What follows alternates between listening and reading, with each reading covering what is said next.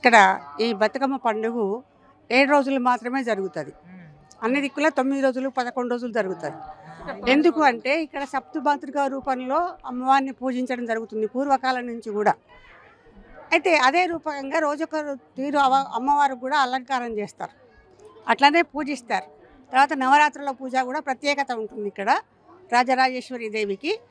అయితే వెనకటించి వచ్చే సాంప్రదాయం నిజానికి మనం 7 సంఖ్యను విసర్జిస్తాం, కానీ ఆ 7 సంఖ్యకు ఉండేటువంటి విలువ చాలామందికి తెలియదు. సప్త సముద్రాలు అంటాం, సప్త మాతృకలు అంటాం. వారానికి రోజులు 7, సూర్యుడి రథకి ఉండేటువంటి గుర్రాలు 7.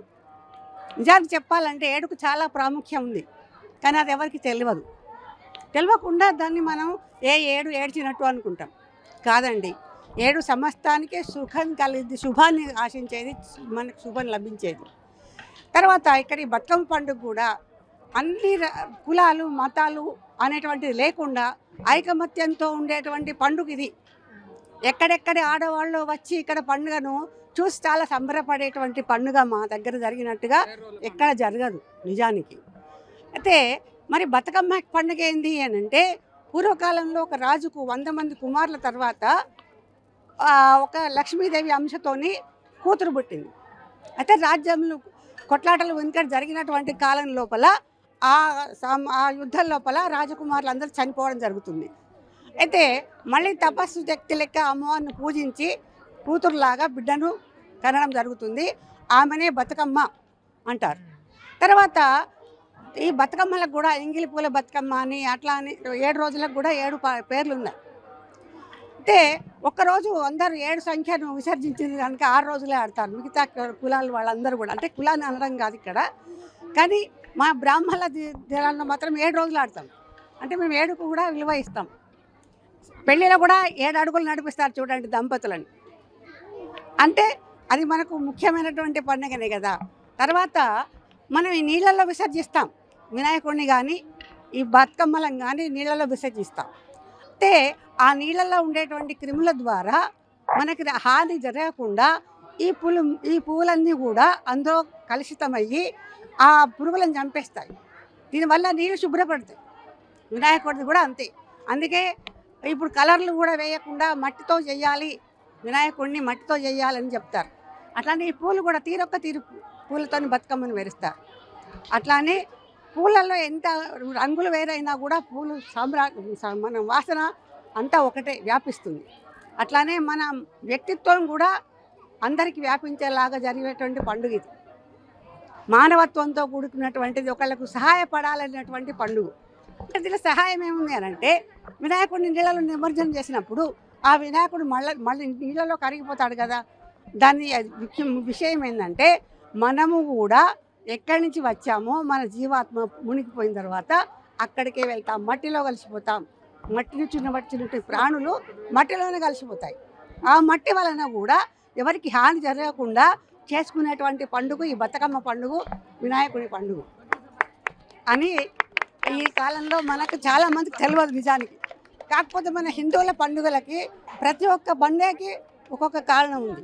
ఏ పండుగ ఎట్లా జరుపుకోవాలి, సాంప్రదాయబద్ధంగా జరుపుకోవడానికి కారణాలు కూడా పురాణ కాలం నుంచి కూడా ఉన్నాయి. అట్లానే జరుపుకుంటే మన యొక్క సంస్కృతి సాంప్రదాయాలు 10 మందికి తెలిసే అవకాశం ఉంటుంది. దానివల్ల మన లోపల ఐకమత్యం పెరుగుతుంది. అందరికీ కూడా మనం అంటే ఏంటిదని గుర్తింపు వస్తుంది. మా చిన్నతనంలో బతుకమ్మ పండుగ అంటే ఎంత ఆసక్తిగా ఉండేదో. బజారుకి వెళ్ళి పూలు తీసుకొచ్చి బతుకమ్మను పేరవడం నేర్చుకోవాలనే ఆకాంక్ష కలగడం, బతుకమ్మను పేర్చేటప్పుడు పెద్దవాళ్ళకి సహాయపడడం.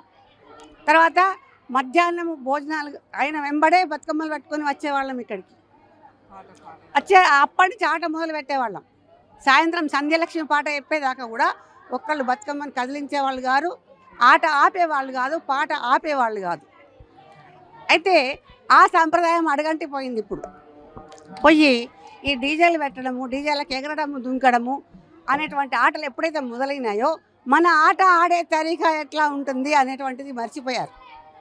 దీనివల్ల మనకు బాడీ లోపల ఉండేటువంటి శక్తి తగ్గిపోతుంది. ఆ బతుకమ్మ ఆడే విధానంలో కూడా పువ్వు మొత్తం ఇట్లా మొగ్గలాగా ఉన్నటువంటి పువ్వు ఎట్లా వికసిస్తుందో అట్లా ఆడేవాళ్ళం మా చిరుతనంలో. మోచేతులు కలిపి బతుకమ్మ పాట పడకపోయినా పెద్దవాళ్ళు ఊరుకునే వాళ్ళు గారు. మోచేతులు కలిపితే అందరి చేతులు కూడా ఒక్కసారిగా వచ్చాయి, కాళ్ళు ఒకే రకంగా వచ్చాయి. అట్లా ఆ ఆడే విధానంలో తేడా.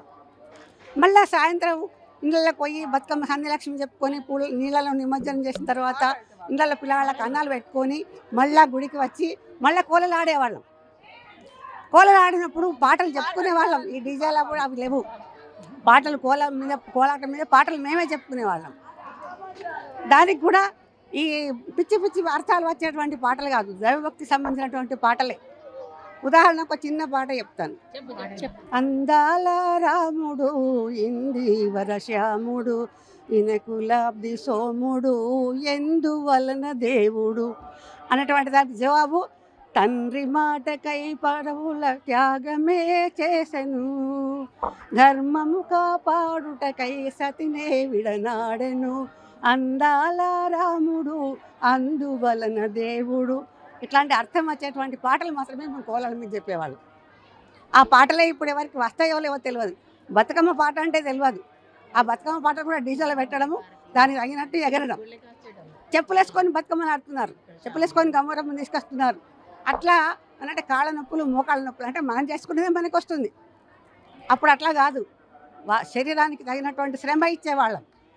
ఆ శ్రమకు తగినటువంటి ఆరోగ్యం మాకు లభించేది. ఇప్పుడు ఆ శ్రమ లేదు, ఆ ఆరోగ్యాలు లేదు. ఏ రోగం ఎప్పుడు వస్తుందో తెలుస్తలేదు. ఇప్పటికైనా మార్పు వచ్చి మన సంస్కృతి సాంప్రదాయాలను గౌరవించి ఆ పద్ధతిలో ఆడినప్పుడు మళ్ళీ మన ఆరోగ్యాలు చక్కగా కుదుటపడతాయి. ఇది ఆ భగవంతుడు మనకిచ్చేటువంటి ఒక వరం. అందుకనే మార్పు రావాలి, కానీ ఎట్లా మనకు ఉపయోగపడేటువంటి మార్పే రావాలి, మనకు హాని చేసేటువంటి మార్పులు కావద్దండి.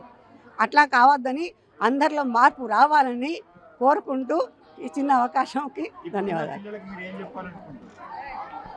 ఇప్పుడున్న పిల్లలకు మీరు ఏం చెప్పాలనుకుంటారు? అదే అప్పటి ఆటలే మనం ఇప్పుడు ఆడాలి, అదే పద్ధతిలో వాళ్ళకి నేర్పియాలి.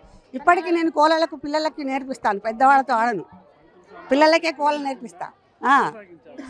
ఆ సాంప్రదాయాన్ని వాళ్ళకి నేర్పించాలని పిల్లలతో ఆడిస్తాను, పిల్లలతోనే ఎగురుతాను, పిల్లలతో దుంకుతాను ఇప్పటికి కూడా. అందుకే నేను ఇప్పుడు ఎంత నా వయసు అని చెప్పినా కూడా ఎవరు నమ్మరు. అంటే ఆ కాలం నుంచి కూడా ఇప్పుడు వరకు కూడా నేను అప్పుడు ఎట్లా ఉన్నానో ఇప్పుడు అట్లానే ఉన్నాను. బరువులో కానీ శరీరం ఆకృతిలో కానీ మార్పు లేదు. అంటే అట్లా పాటించినప్పుడు మన ఆరోగ్యాన్ని మనం కాపాడుకునే వాళ్ళు అవుతాం. ఇదే పిల్లలకు మనం తల్లులు ఎట్లా చేస్తారో కాకుండా మన సాంప్రదాయాలు, మన పురాణాలు, మన కథలు, కాలక్షేపాలు, ఈ ఆటలు, ఈ పాటలు ఇవన్నీ ఎందుకు వచ్చినాయి అంటే అవి ఆ కాలంలో ఉన్నటువంటి కథలు వాళ్ళకి తెలియాలి. ఆ కాలంలో ఉండేటువంటి ప్రమాణాలు ఎట్లా ఉండే, సాంప్రదాయాలు ఎట్లా ఉండే అని పిల్లలకు కూడా తల్లులు నేర్పాలి. తల్లులకే నేర్చుకోవాల్సినటువంటి పరిస్థితి వస్తుంది ఇప్పుడు. ఆ తల్లులకు కూడా ఒక క్లాస్ ఇవ్వమంటే ఇవ్వడానికి కూడా నేను సిద్ధమే అనుకోండి.